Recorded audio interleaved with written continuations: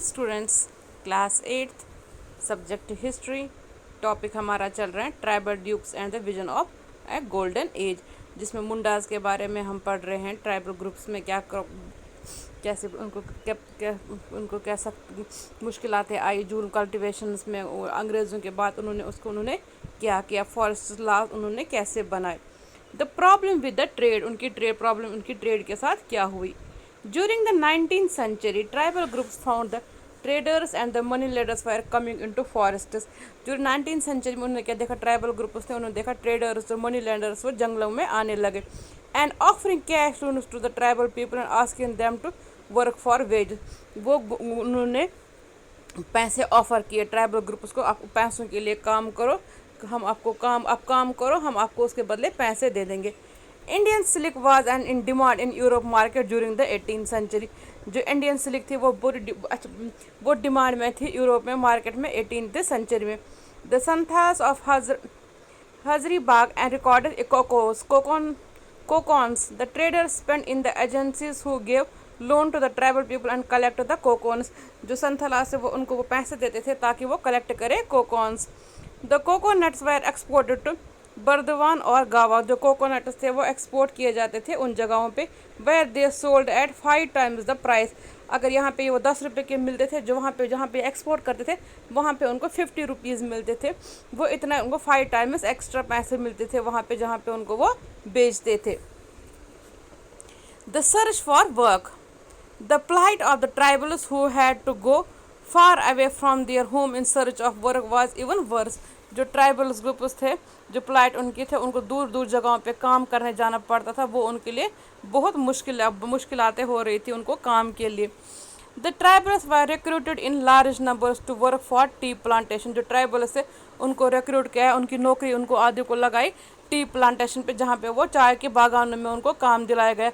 And coal mines through contractors low wages, और जो कोल minus में भी लगा दिया पर उनको वहाँ पे कम पैसे मिलते थे।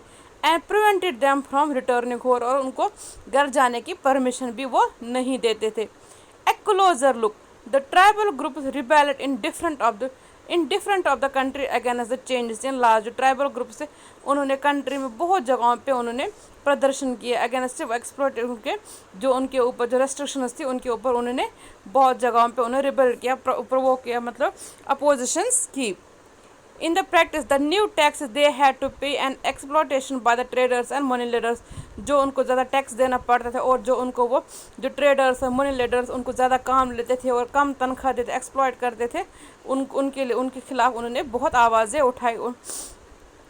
बिरसा मुंडा वो कहता है, a movement begin under the leadership of Birsa Munda. Movement उन्होंने एक लड़ाई, मतलब उसको लीडरशिप के अंदर उन्होंने एक मूवमेंट स्टार्ट कर दिया कि उनको ब्रिटिशर्स के खिलाफ। The British officers were worried as the political aim of the Bira movement was to drive out missionaries, money lenders.